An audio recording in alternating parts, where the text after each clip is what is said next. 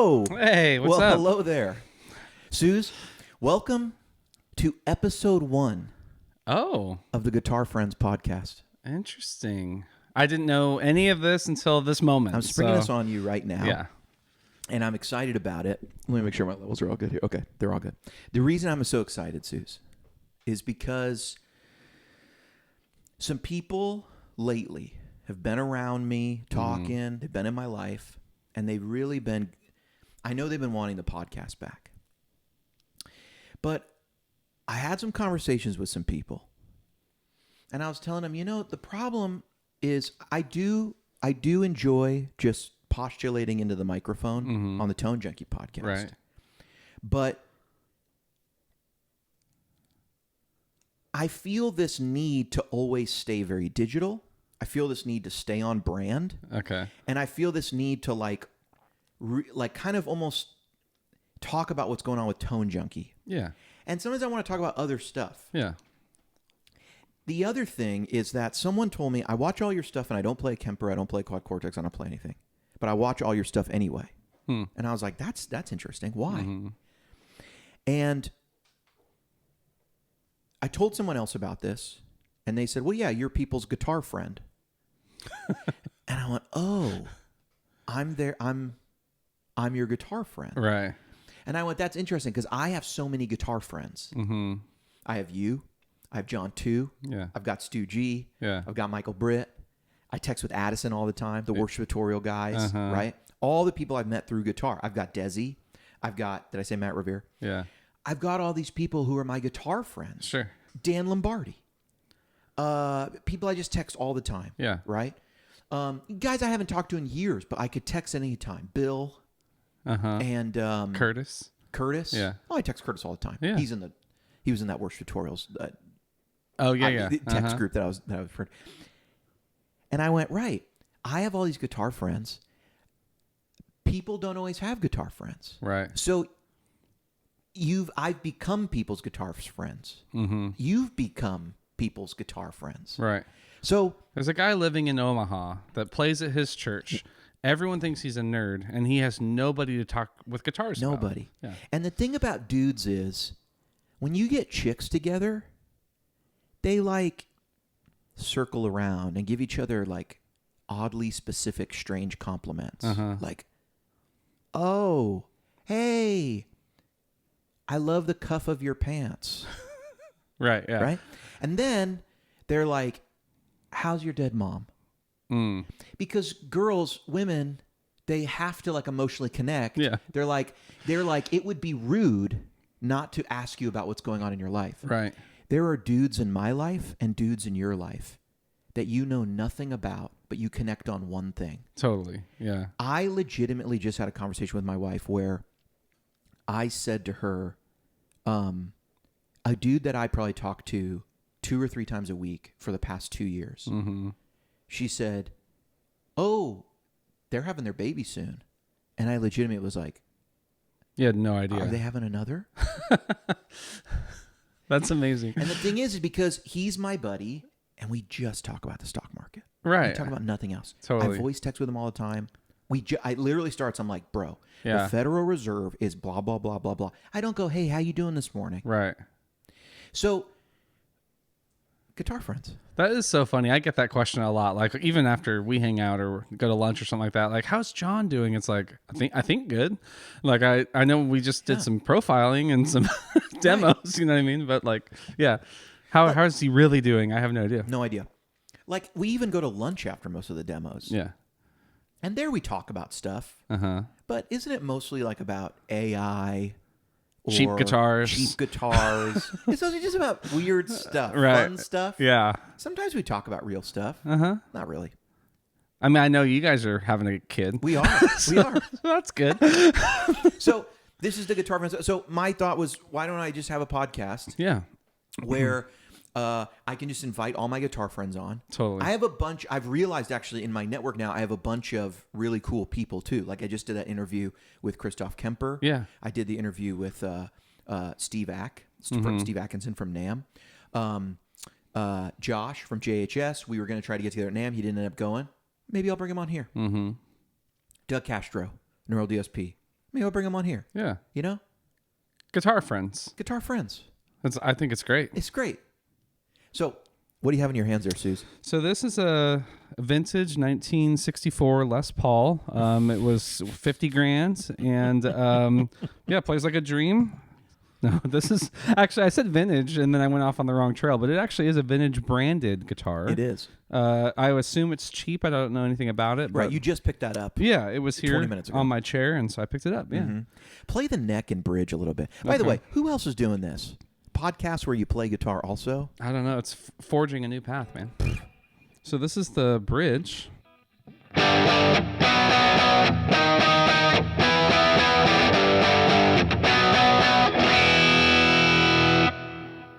Middle.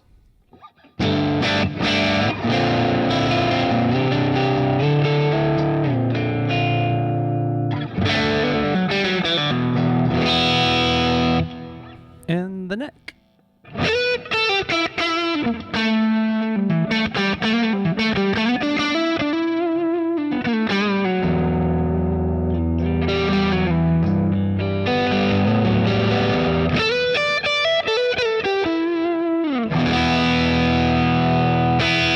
Bro, come on.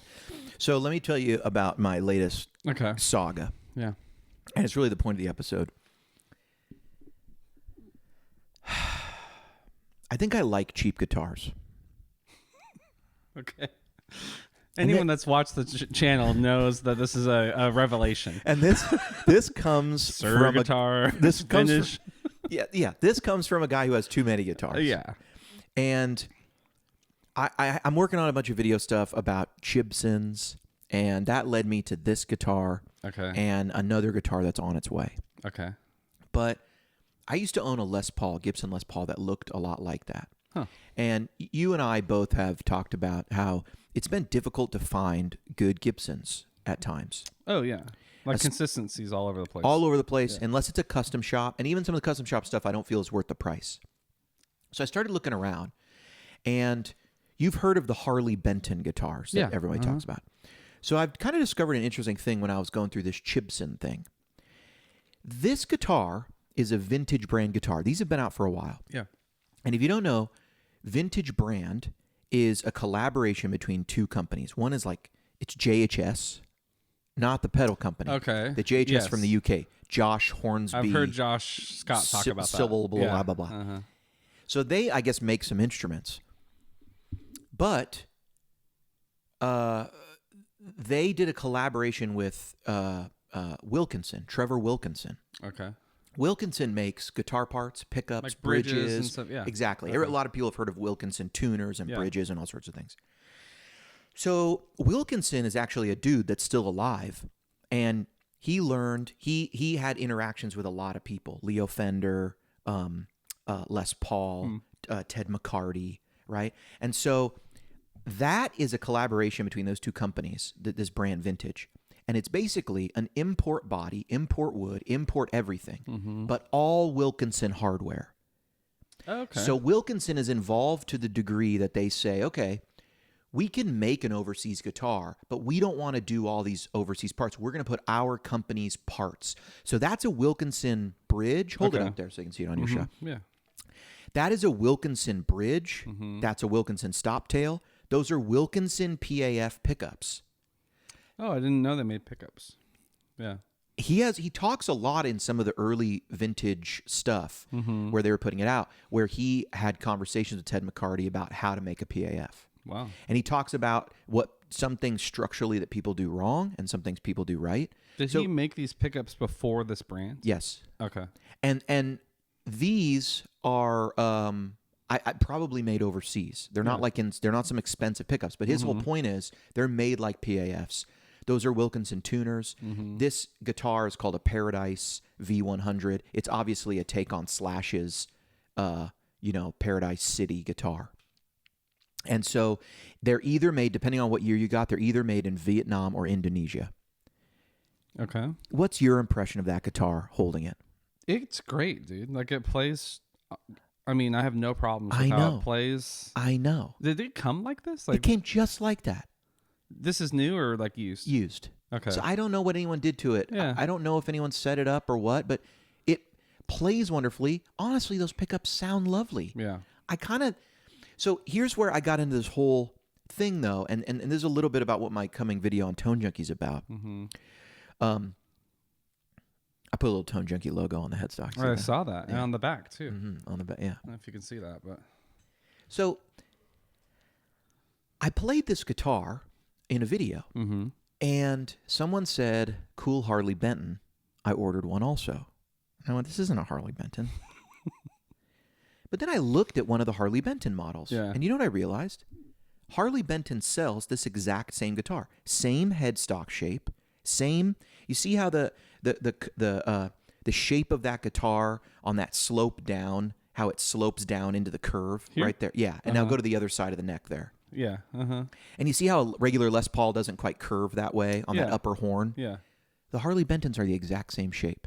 Harley Bentons have this guitar. It's that exact guitar. But guess what? No Wilkinson stuff. Somebody else's stuff. Okay. So here's what I've deduced from doing some research. Tomon and JHS are basically going to the same factory overseas and saying, "Can you make us some guitars?" Tomon is the German big guitar store. Big guitar store. They're like the Sweetwater of EU. And they run Harley Benton. This is all a little murky, but from what it looks like, and everyone could tell on the internet, basically Harley Benton is a house brand of Tomon. Okay. Now, I've heard people say that is not true. It's its own company. The only place you can ever buy a Harley Benton guitar is through Tomon. I don't know who owns Harley Benton. There's some sort of deal worked out. I don't know who owns it. Even the Harley Benton store in the United States, which you can buy on Reverb, the guitars ship from a United States warehouse. That warehouse is operated by Tomon. Yeah. Even though Tomon doesn't have other stock, I guess, in the United States. Okay. So, I don't know. Yeah. I've heard a lot of people, and if you look at Harley Benton, they're just copying everyone's guitars. Okay. It's basically Harley Benton is now a brand for Chinese copies. Yeah. Okay. Indonesian copies. So in my Chibson, I've realized, vintage brand and Harley Benton are making the guitars in the exact same place. The difference is what's the spec the guitar's made to. Right. I've noticed the wood is changing. This is a mahogany and a veneer maple cap. Some of the cheaper Harley Bentons are made of okuma or oakum wood or What's whatever. the price difference? So this guitar, I believe, is $600, $500. Okay. The Harley Benton, I think you can get without any of these appointments. I think brand new, they're $359 for the model that's like this. And then they have a bunch of models right at $329 of these Les Pauls. And then they have cheaper guitars. They've got Strats and Tellys and everything. They even have cheaper Les Paul variants like Juniors and everything. So these Wilkinson parts would be considered upgrades, like to any guitar, right? For sure. Like I think I had a Telly that had a Wilkinson bridge, and that was considered an upgrade from the factory bridge. Yes. Yeah. Okay. Yes. And those are like the aftermarket Wilkinson deluxe tuners that you would buy to upgrade an Epiphone or upgrade. Yeah. You know, this guitar basically has a lot of the, I would say, mid-range upgrades that you would make to an import To a guitar cheap guitar. anyway. Yeah. They're not throwback pickups. They're not, Grover Deluxe. Yeah. Right. Whatever. But better than probably what's on the Harley Benton. I'm guessing. I have a Harley Benton on the way, so I'm going to find out. Okay. It should be here today. At this price point, it's like, why not? Why not? Like, just buy them all up and try them out. And try them out. And my question becomes like, is this, to me, man, this really holds its own. Am I going to say this guitar's better than a Gibson? Right. Would be unlikely. It would be unlikely, but man, I've run into some dogs of a Gibson that I depends on the don't want to Gibson. own. Yeah. I don't want to spend the money on For it. sure. Yeah. Now, is there going to be some dogs in this line? Probably. Yeah. So my experience with this was years ago when I got my Agile guitar. I've had that thing for, it's crazy, probably 10 years, and it was the same thing. I had owned a Gibson Les Paul Standard. It was super nice and played great. I put Lawler pickups in it, and I love that guitar. But, just as all this goes, it's like I needed the money, sold the thing Sure. and then later was like, oh, I shouldn't have sold that. I want that thing back. Totally. But then when I went to go shopping, I was like, I saw the Agile brands. I saw a bunch of people saying these are the best. It was like the gear page was like, had, 1,000-page thread on Agile at the time. So I went on their site, same thing, $300, $400 for a working guitar with like electronics and everything. I was like, how is that even possible, the price point? Right. So I grabbed a Gold Top Les Paul, and it came, and it played great. It, the feel and the setup and everything was awesome, and the pickups were terrible. Just so muddy and like bad. So I grabbed another set of Lawlers, just like I had in the old Les Paul, put them in that thing, and it was years later, but night and day difference. Small little, in terms of the stock to the Lawlers, night and day. But the Agile to the Les Paul, like, I don't know, 10% different. Right. And it was after the pickups, it was, $700 or whatever, so. And there's definitely a difference in feel of all these things, right? Yeah. You can feel an import guitar when you pick it up. Totally. You can tell by the finish. You can tell by the neck. A lot of times the edges, how they're rolled. You can tell there's no fret nibs on that guitar. The little bit of binding that comes up alongside the fret. Dude, if yes, but if I played this and you told me it was a Gibson, I would believe you. Like if I closed your, if I just held it and played it, that was my experience as well. The longer I played that guitar, the more it reminded me of my Gibson that I regret selling that looked just like that. Yeah. Oh yeah. I had a zebra coil with the thing, Yeah. I know what you're talking about, but I don't feel anything on this particular one. I bet. Just as Gibsons are different, there's probably some that are terrible. Well, you can kind of look and see the high gloss. You'll see the sort of over gloss. You'll notice the grain of the wood is usually not that deep. Yeah. You know what I mean?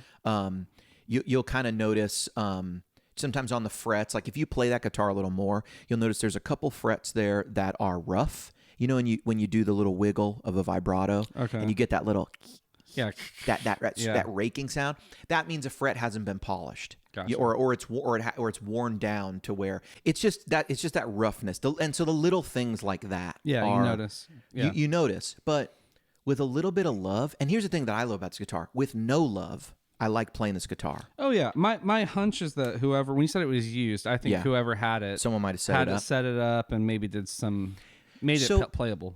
A store that I have a relationship with, they sell the Tone Junkie loaded Kemper called British Audio. They used to sell these guitars. I remember, yeah. And they would tell me consistency sometimes could move around, but a lot of them were great. Huh. So that made me think, right, someone might have set this up. Yeah. But set up. You know what I mean? Oh, like totally. a setup. I also did notice one thing which you don't normally find on import guitars. That bridge is all the way down to the body. Okay. Which that's a player's move. Yeah, totally. They don't usually import guitars are not going to ship that way because that's not most manufacturers aren't going to say you need to put this all the way down. Yeah, I mean what we're describing is very easily achievable. Yeah, just take it to your tech and make this play awesome. I looked at that nut. I don't think that's a replaced nut. Okay, but they also come with Graphtec nuts.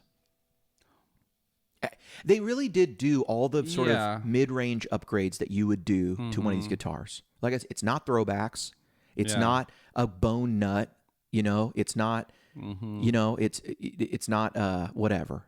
I doubt those are. What's a pot company that everybody likes? What are those things? Bumblebee. Yeah, like the Bumblebee caps CTS and the CTS pot. Yeah. I doubt that. Yeah. But I bet they're full size if you opened it up. It kind of brings up the point of like, why do we love guitars? Is it because of all that stuff? Like, some of it's like imperceptible. Like you could hand me a guitar and I could play it for weeks and not know it had CTS pots. Right, you know what I mean? But it's like, it's just the feel, the connection, like how there's a sound in our heads, right? When we pick up a guitar, like if this was a Telecaster, I would have a different sound in my head. But as soon as I saw it and picked it up, I want it to match the sound that I think is going to come out of it, And I actually think that guitar has a fairly bright sound for a Les Paul. And I actually really like it. Yeah. It sounds like humbuckers and a Les Paul, but it sounds like a brighter one. Almost like mini hums or something, like a clearer humbucker. Yeah. And I like that. That's actually what I kind of look for a lot of times. All right, I want to hand you some other guitars. Okay. Because, like I said, I've been going on this whole road. Because do I own any Les Pauls? Not until recently. Not Gibsons. Yeah. You have that, whatever that thing's called. Yeah. All right, we got to try. Here, I'm going to hand you this guitar and try this thing. The awkward pause. This is a retro sound, okay? This is from my buddy. Here, this is from my buddy down in Southern California. And he owns a company called Retro Sound Pickups, Retro Sound Guitars. And he's made some guitars. I think you can get his guitars at Coast Sonic. They're awesome. Unfortunately, this guitar has a broken switch. I think in shipping, it got messed up. Hand-built guitar. In my opinion, this is Gibson custom shop quality. For sure. Handmade in the United States. Yeah. Flat gold finish. Beautiful retro sound. Nifty 90. Nifty 50 P90s. I almost got that wrong. The color is perfect. Beautiful. The neck is one of my favorites I've ever It's held. one of the best playing Les Pauls I've ever. Yeah. It feels so good. Oh yeah. He wasn't selling that guitar. Right. I told him, I have bad news, Shad. I have bad news. Yeah. He sent me that guitar to check out the pickups because he's winding pickups. Yeah. And I think that's really what he was like. I just built this guitar so it would have my What do you think company's of the name pickups? on it. Yeah. Yeah. And he said, do you want me to send you some juniors? And I said, well, you know what? You have that one, and it looks like a 56. Can I borrow? Can I use that? So he sent it to me, and I called him up and I said, I got bad news. I got good news and bad news. Good news is these pickups sound fabulous. Bad news is I can't send the guitar back to you. Yeah. Because I love it. So you have to sell it to me. It's like a hostage situation. He was really nice. Thank you so much, Shad, for giving me this guitar. Well, not giving it to me. I paid for it. But he gave me a great deal because I told him I'll put it on the channel. And we've had it on the channel a bunch. And I'm going to do an entire video on this. Yeah. On the Tone Junkie channel. Not this channel, Sooze. Hey, I love it. Check out the neck there. Neck pickup.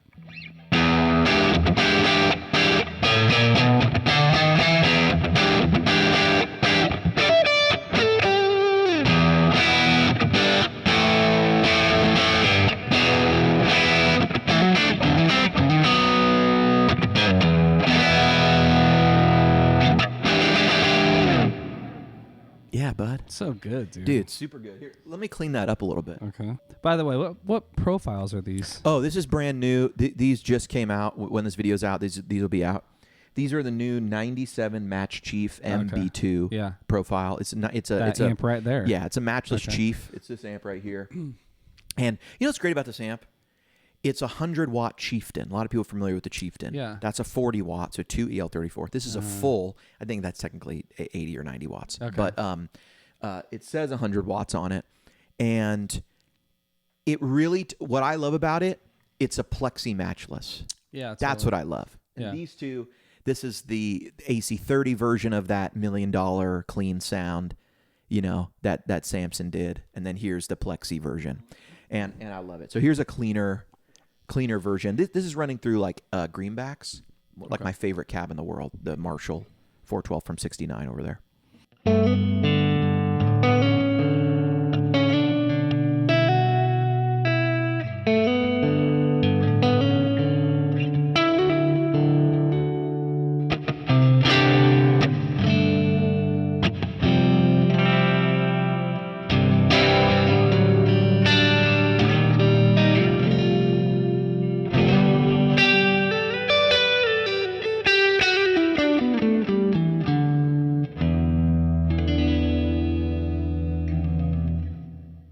Yeah, man. Did you hear the chorus come on there? I did. Yeah. A little shimmer. Isn't that lovely? I love it, dude. Want me to try the bridge? Sure. Next time. You can hear the tones in there. Yeah, I mean this is a killer instrument for sure. You want to know a trick? Yeah. I should do a whole video on this, but I think the real trick to a nice 3D clean tone is chorus at about 30-40%. Okay. So play this clean again, and I'm gonna. Here's with the chorus off. Let me make it even cleaner because these pickups are driving it a bit. Yeah. It's already a little bit of a dirty amp. These are the tips that come from a true guitar friend. Yes. Trying to stay on brand. All right, check this out. Here's clean enough.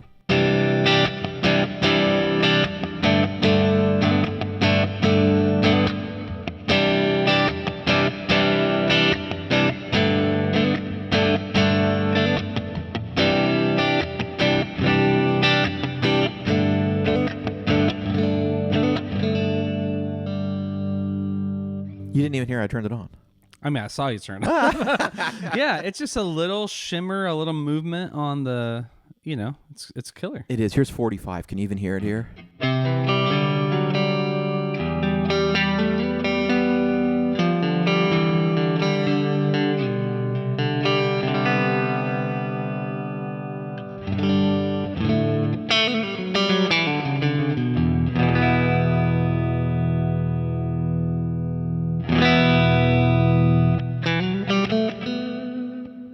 Yeah, it's similar to like a little modulation on like a delay. It's just a touch different than the dry guitar it's sound. The tiniest bit. Yeah, it's the tiniest bit. Yeah, it's nice though. Man, I was running. We're working on a record right now for church. Yeah, and I was running some plugins on the bass, and there was a couple presets that came stock with or loaded with a chorus on bass. And as soon as I hit that, it was like the bass got like 3 times wider. It was nuts. I was like, oh my gosh! So it's the same effect here. It's isn't like, that wild? Yeah. It's the same thing with I have my buddy Steven, who's a killer bass. But this is another super pro tip. Dude, the amount of emails I get about this type of stuff. Yeah. Addison, formerly of GHS, now of Addison, is Savon. Is that his last name? Oh, I have no idea. He's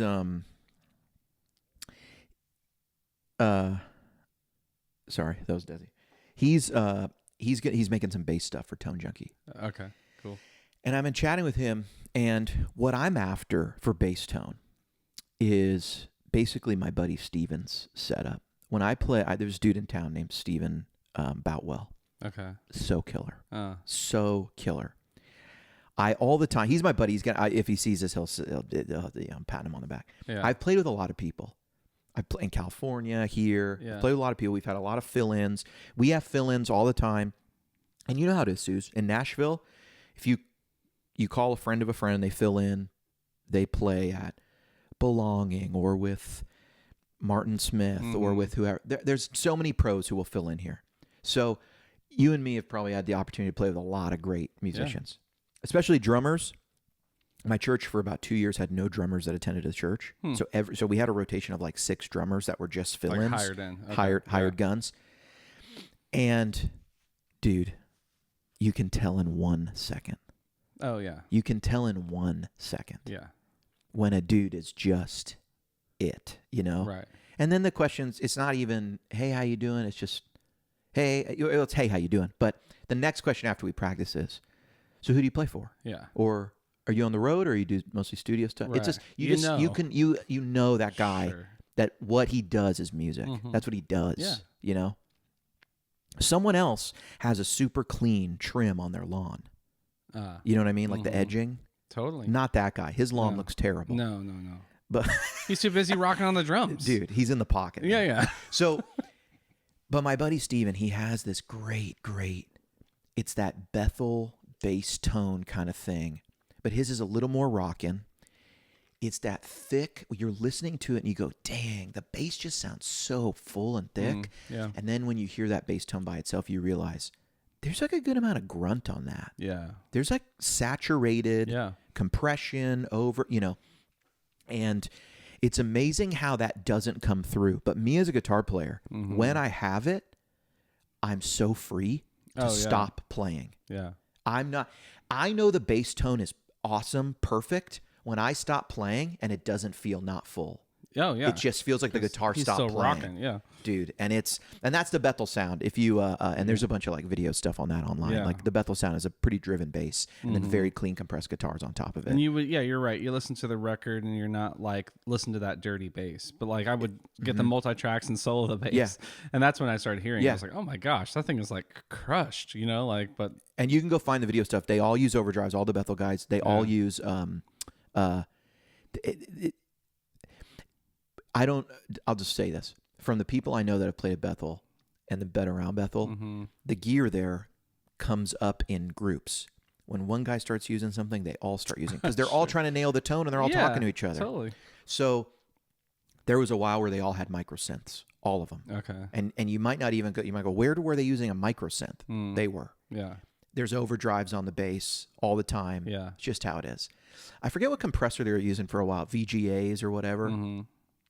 A lot of my buddy Steven's tips he was getting because he was going to Reading because his wife was working Gotcha. in concert with them for something else. And he was going, seeing it, and going, oh, and then got a little opportunity to play a couple times. Anyway, what were we talking about?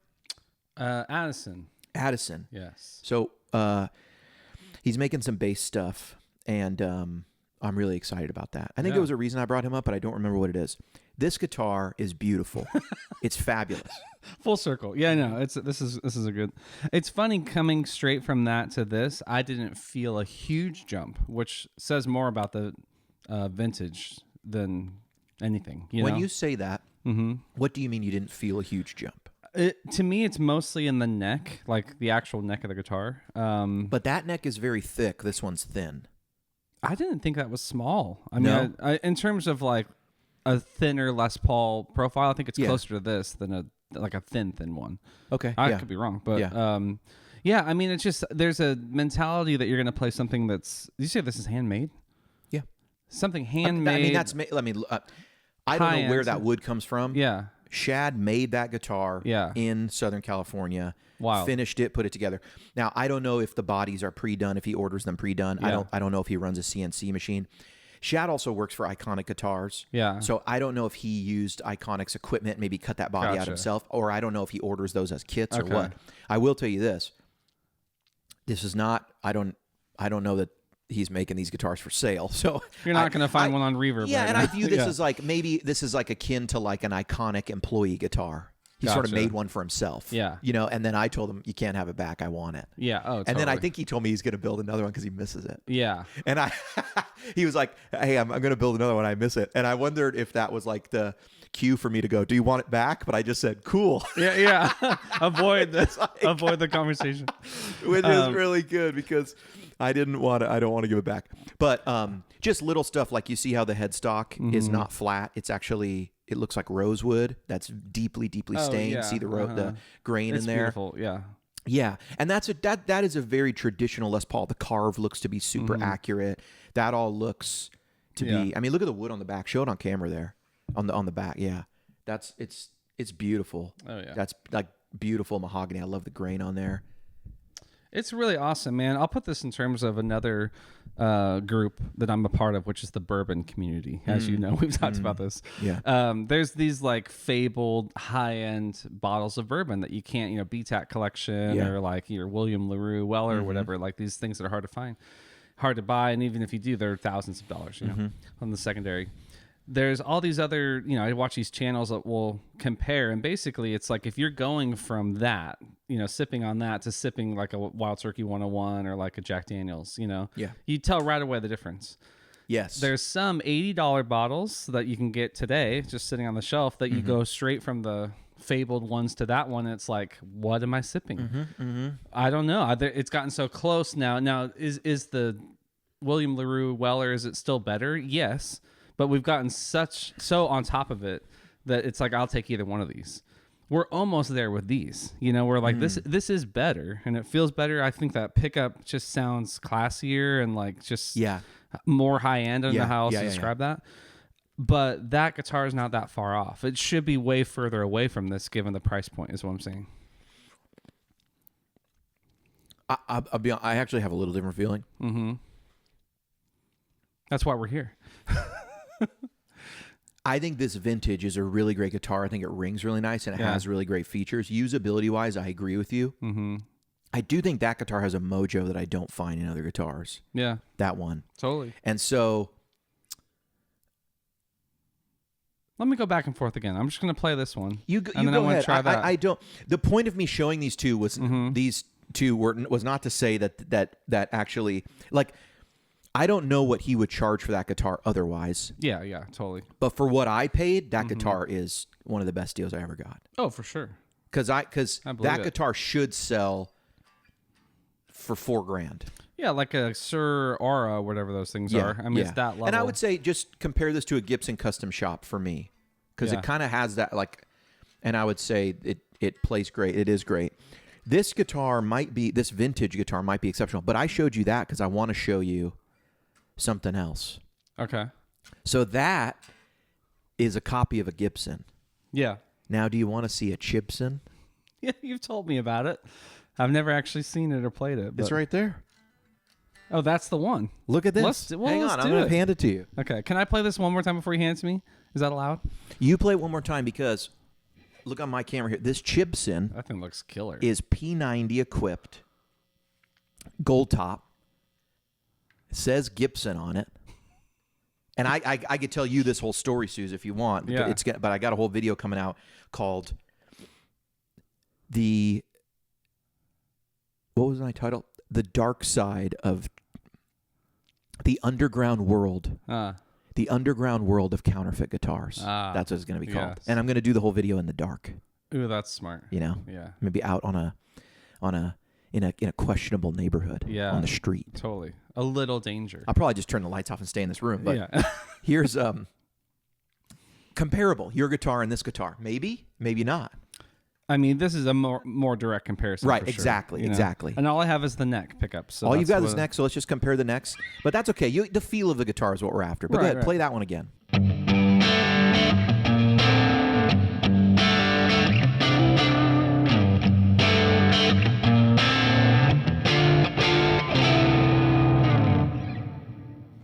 Yeah, bro. It sounds nice.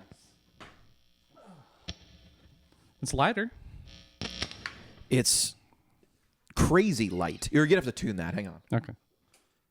Yeah, tune that up. That guitar is crazy light. Yeah, first thing I noticed, yeah. Strangely light. And it says Gibson, which I don't know. It might be. Someone asked me, is it illegal to buy one of those? I'm not sure the answer to that question. Certainly not. Buying it? I mean, are you allowed to buy something you know is a counterfeit guitar? Like, can you buy a counterfeit something? I would think so. Yeah. It's not just a knockoff, like it's not like Harley Benton where it's like we built something like a Les Paul.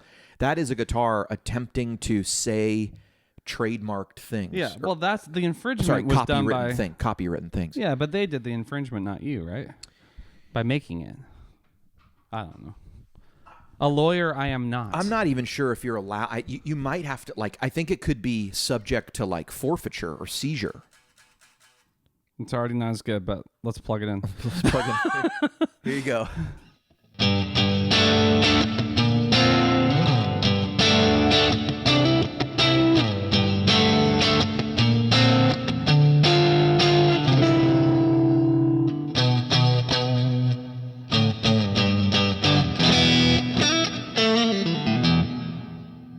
Nah, man. This is far below both of those guitars. I wanted to love it. It looks so good. Dude. The finish is my favorite out of all three. Really? I just love how that looks. Do you think the neck is rough feeling?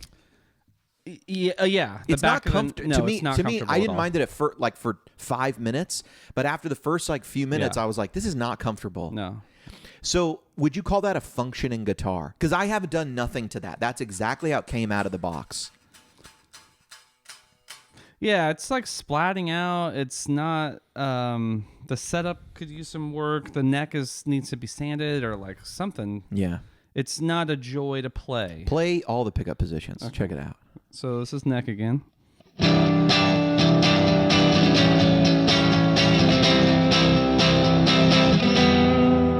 Middle.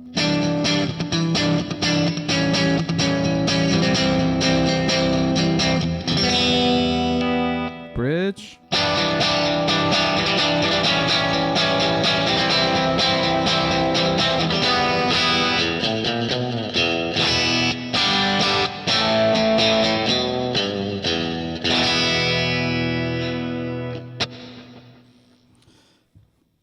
Yeah, I don't know, He man. doesn't like it. He hates it.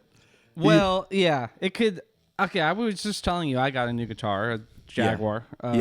And that guitar is terrible to play. Terrible. Yeah. Worse but than this. that's a parts caster Fender Jag. Yeah, thrown together, and whoever sent it to me either didn't care about its setup or knew it was bad and just didn't disclose that or whatever. So I'm going to take it to my tech and have it worked on, Right. And maybe it's like back to my previous comment. I think the vintage brand one somebody loved on that guitar. Mm-hmm. I feel like it may have felt like this when he got it or she Yeah. got it, you know? It could. So Yeah. I don't know. This one is not inspiring to me at all, but both of those are. What's your take on it? Well,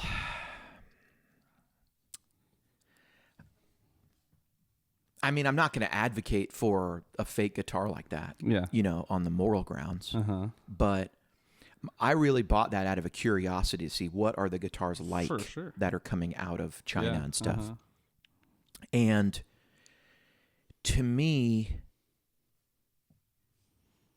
like, is that a functioning guitar?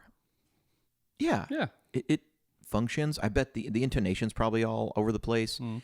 It didn't buzz for the first like 15 minutes when I took it out, and then Okay. probably the humidity changes in Yeah. here. Like, you know, I sent you a video with it, and it wasn't buzzing when I was playing it, and that was Okay. like 2 minutes out of the packaging. Yeah. Huh.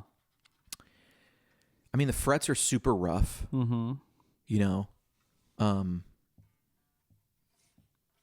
These green tuners have got to go. they're so weird, and the knobs too are like wrong. Oh yeah, for sure. They're just like these weird Not the right colors. color, Yeah. I just. So Is it worth it to get something like that and try to fix it up? Like, that's what I wanted to see. Yeah. Is it a great deal? What did you pay for this? Less than $300 delivered. Less than 300. It was like $295. How does the delivered. math even work out on that? Do you want me to, like, I think I told you a little bit, but the reason I'm doing a video on it is, you know, basically what's going on, and we touched on this earlier, like how we talked about how Harley Benton and Vintage have the same manufacturer. There's a Chinese company that has the templates for this guitar done. And maybe they even own the Indonesian factory also. Right. And the Vietnamese factory. I don't know. But whatever that company is, they designed the headstock. They designed this body. And Harley Benton just said, can you put Harley Benton on it? And they were like, sure. What else do you want? Yeah. And they were like, let's do binding. Let's do these style tuners. Let's do this. And they make the guitar. Vintage is coming going, can you make all this stuff? And then can you put on these Wilkinson parts? Or maybe they're shipping the guitars and the parts are being put on somewhere else. I don't know. Mm-hmm. At the price point that these vintage guitars are, it's probably all happening in the same factory. So they're sort of making you guitars, but you choose the spec. Yeah.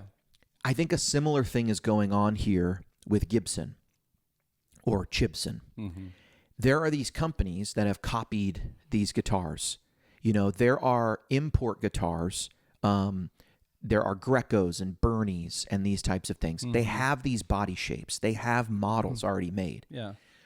And somebody is saying, can we put the Gibson logo on it and sell it? Mm-hmm. And now what they have to do is go under the radar, because you and I could spot that as a fake. It's not like like you're not going to trick anyone. Yeah. And anyone who knows anything. Yeah. You'd The have to- logo's a little off. The logo's the off, colors, all the yeah. stuff's off. It's all off. Mm-hmm. But so you're not really going to be able to pass that on as you're not going to be able, that's not going to pass for a Gibson unless it's an absolute noob. Totally. Yeah. But what they're doing is there's these factories, they're making them, and there's these Facebook groups or there's these eBay postings Mm-hmm. that don't show the headstock on the guitar. And there's sort of this code, and you're able to know if they don't show it, or if you see a guitar that looks like that with just black tape over it, you know that underneath is a logo they can't show you. Mm-hmm. And so you can say, do you have the F logo? Does it have the G logo? Yes, it does. You can go into these Facebook groups, and they're just for ordering these guitars. And in these groups, there are some people, these admins, who are trying to sell you the guitars. And they're doing group buys. And they're doing, hey, this is in stock.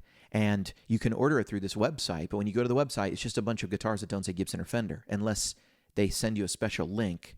And when you go there, you can't get access to the page unless they give you a code.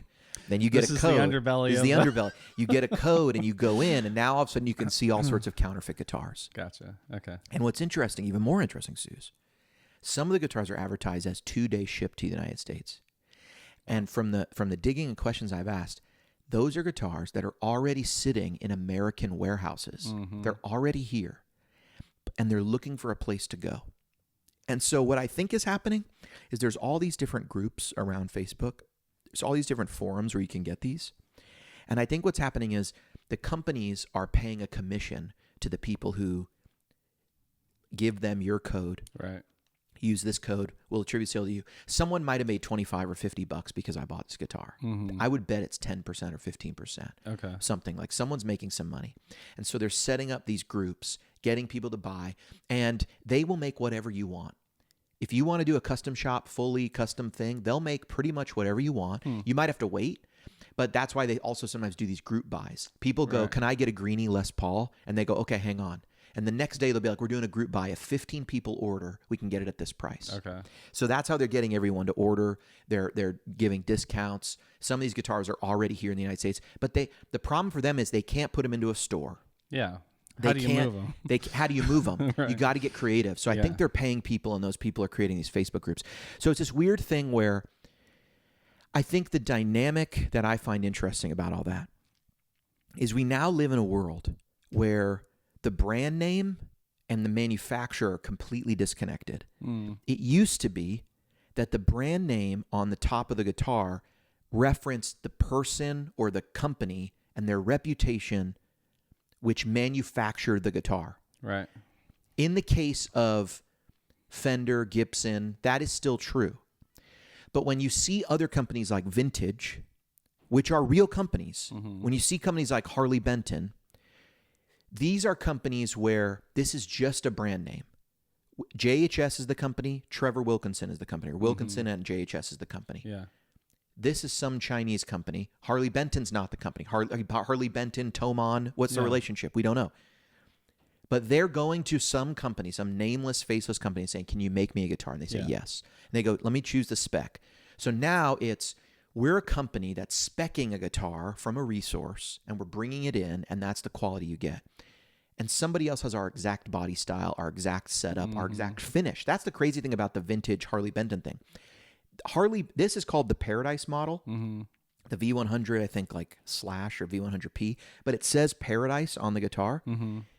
The Harley Benton doesn't say Paradise, but they call the finish Paradise Burst, which I'm like, well, it's not hard to just see from the two websites. This is the same manufactured guitar, different stuff's going on it. This is an instance where this is just a company in China making stuff and going, we can put whatever name, Harley Benton, Vintage, Gibson, and we'll spec it out to whatever. Here, we're going to put a counterfeit Gibson name. Now, I don't know if these are the same companies, and I'm not saying that Harley Benton and Vintage are doing anything wrong. Right. Harley Benton and Vintage are not. They're doing guitars inspired by classic designs, and their designs have to be different. This is a full knockoff guitar. So what, in your mind, is the difference between like a counterfeit guitar and a replica guitar? I mean, a counterfeit guitar is a guitar that is like this, like what you're holding. It's a guitar trying to masquerade as a Gibson, and I think offers the promise that you can get a Gibson for less money, even if it requires some upgrades. Because I think everyone who gets into this situation goes, I'm going to have to make some upgrades. A replica guitar, on a fun fact, this guitar right here, this vintage guitar, this is inspired by Slash's famous Les Paul. That was a fake Les Paul. His was. He had a tech make him a Les Paul because he was sponsored by Gibson. This has happened several times in history where someone is sponsored by Gibson. They have to play a Gibson. And they don't want to mess up that relationship. So they go to someone and go, can you build me a guitar? And they go, sure, what do you want? And so a guy in LA built, it was a tech, I forget who it was, but Slash's is a replica guitar. It's not even a replica. It's just Slash told the guy, look, I don't like these guitars are selling me. And that's why it had that different kind of finish. Yeah. He wanted a different kind of finish in the zebra coils. And if you think about it, how is someone like Slash, who has an artist relationship where they're going, what guitar do you want? Yeah. How is he going to get a signature Les Paul for a very defining look unless he has someone else kind of make it for him? I don't think Gibson offered the zebra with this finish. That guy, whoever made him that guitar, did the finish that became the Paradise finish. That trans amber, really exaggerated. So the guy went and found a really nice piece of wood, went really dark with the stain on the dark part, then put the trans amber over it, and there you go. That was the Paradise guitar. That's a replica.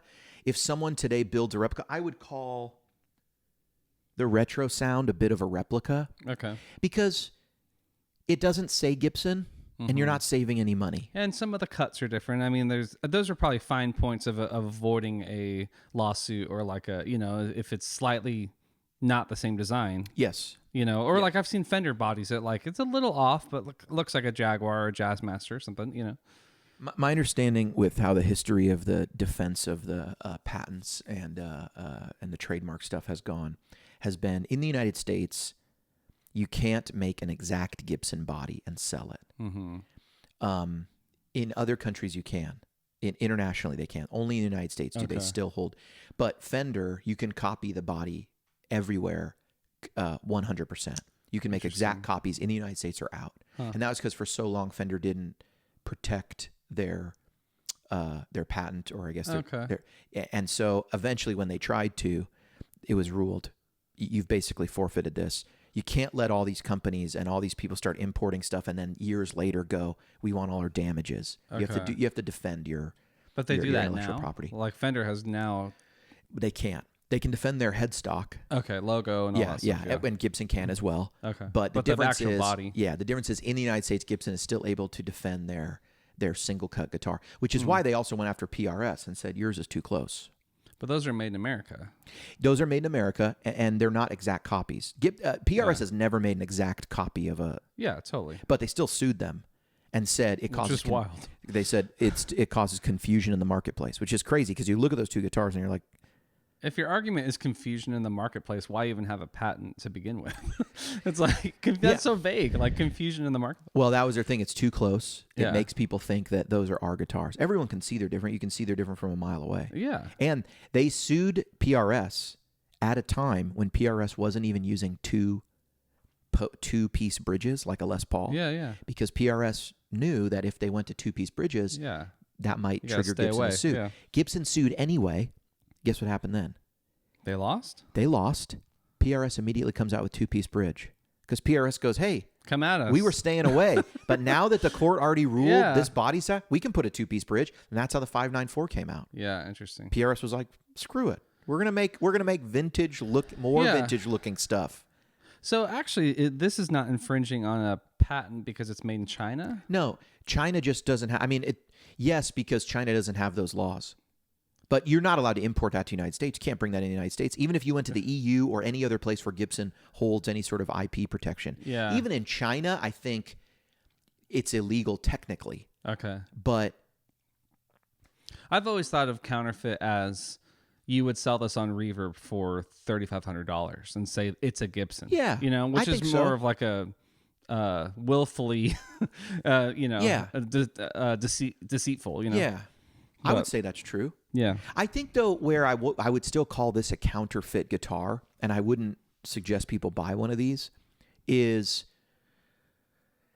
this guitar tries to promise you something, which I think is get a Gibson.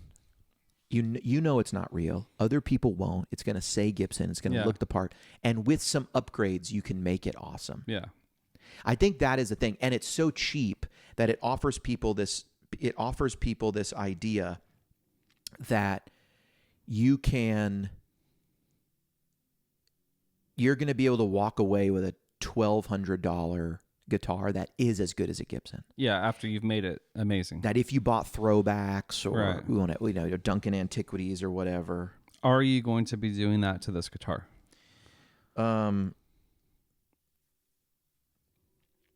For science. No. Okay. That guitar, I wanted to know what they're shipping. What types of guitars are they sending out? Yeah. For this $300 price point, is it like a Harley Benton? Is it what's the QC like? Is it worth $300 to you? No, because Harley Benton exists and vintage exists. Okay. I don't think you could. If you made any upgrades to that guitar, you're going to quickly hit the price of this vintage guitar, right? Of this vintage brand. And which I loved. You're not going to be near this quality. Yeah. If you do anything to that guitar, if you buy a case, you're at the price of the Harley Benton.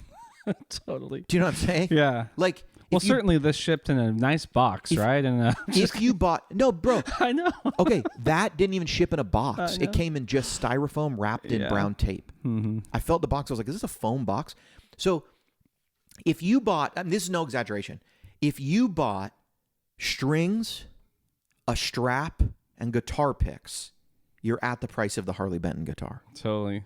So I'm interested to see where that sits, and is probably in between this and the vintage, I would think, I think so. because of the Wilkinson stuff. Yeah. Yeah. And to me, I'll just say this. I think that retro sound guitar sits kind of well above everything else. Yeah. But you can tell how much better quality that guitar is. But in terms of if you just want a guitar to play, there's nothing wrong with this vintage one. Yeah. If you keep playing the vintage one, I'll tell you it does go out of tune. Okay. More than I think I'm used to on more expensive guitars. Yeah. But that happens. I mean, I could make those tuners even better. Like I could upgrade the tuners, even though they're already Wilkinson. Yeah, yeah. I could get higher quality ones. Yeah. And to your point, it's the same argument. Once you sink $1,000 into that, it could be a monster, you know? Yeah. So. Yeah, it could be awesome. I could put throwbacks in there, and it might sound every bit as good as a custom shop Les Paul. Totally, yeah. Or I can just enjoy them how they are. The biggest thing about that vintage guitar for me is the pickups I don't feel need to be replaced. Yeah. Yeah. They could if you want them. Mm-hmm. So how many Chibsons are you buying after this? 0. I am going to Vintage's website, though, after this.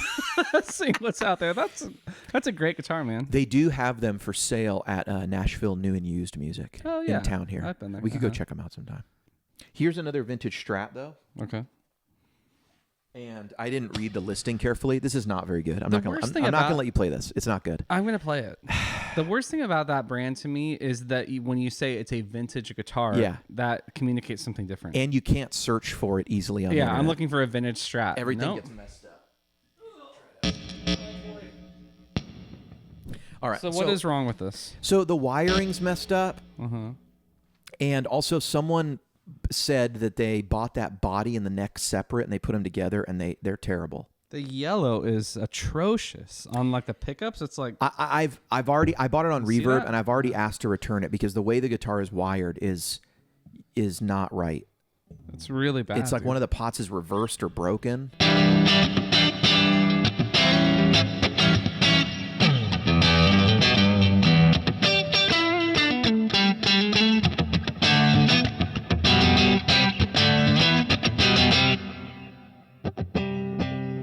See, that's wrong. That's broken. I don't know why. So turn the tone knob now on the back one down or opposite way. Somehow now that pickup combination works. So it's like wired incorrectly. It's like reversed or something. See, when you turn them both up, making it darker. Yes. I don't know why it's like that. So I'm returning that guitar.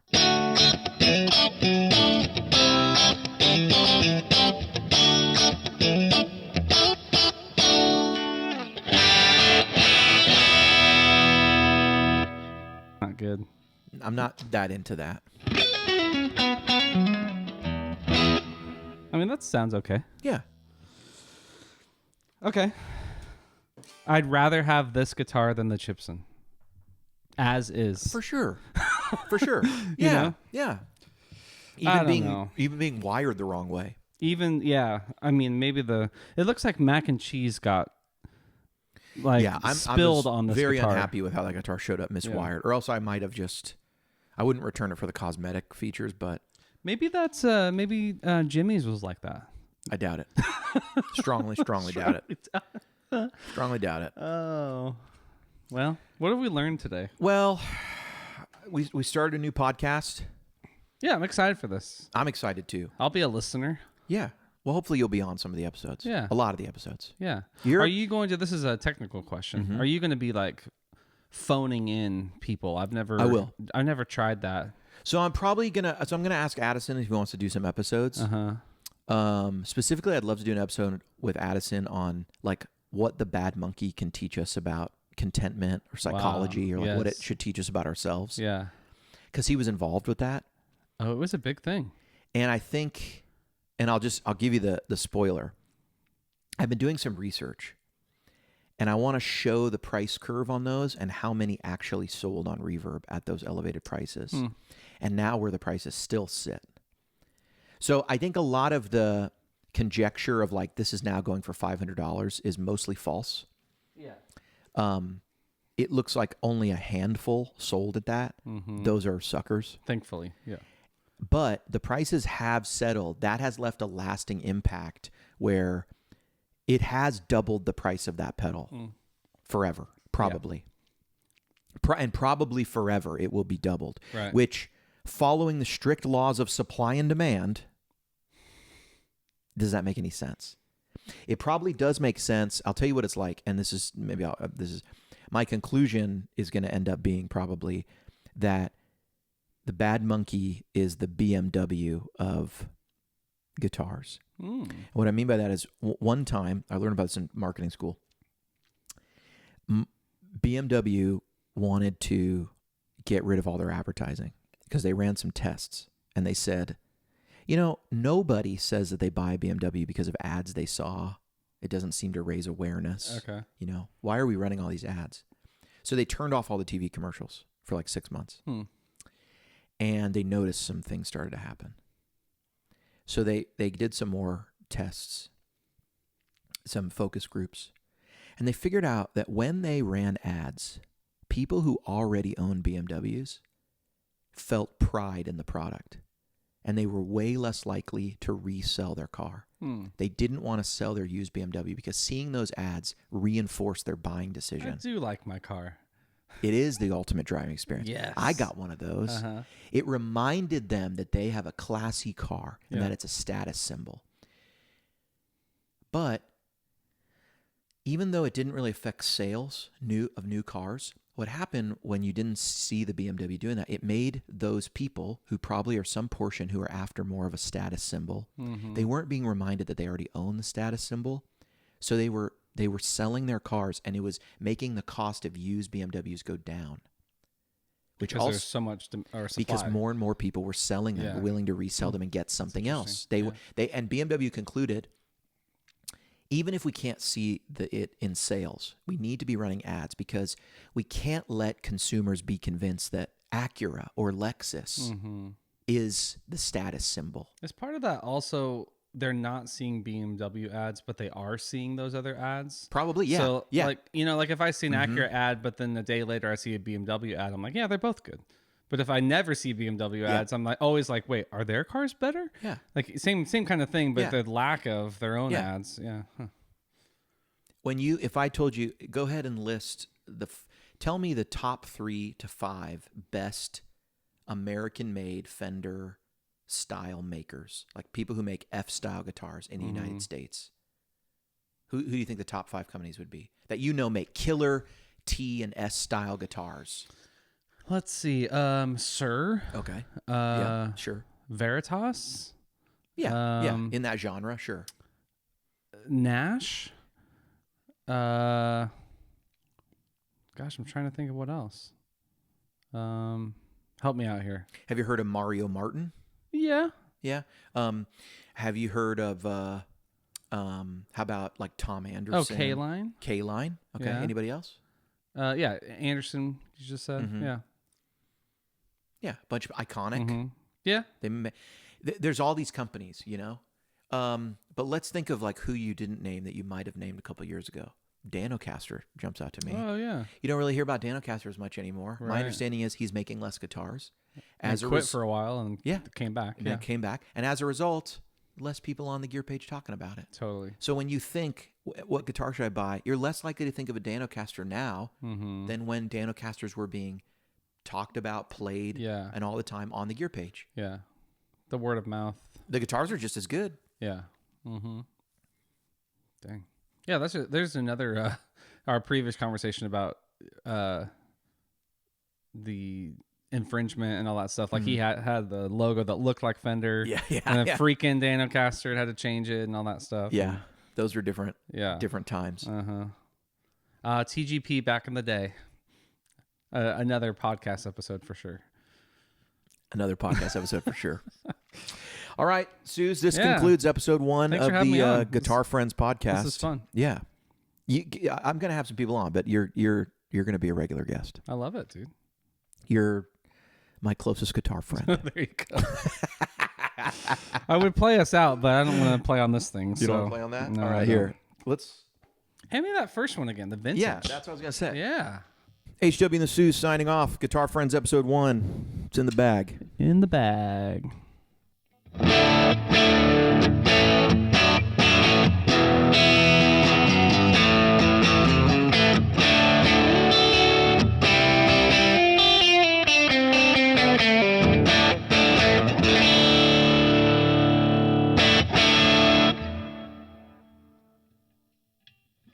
Nailed it.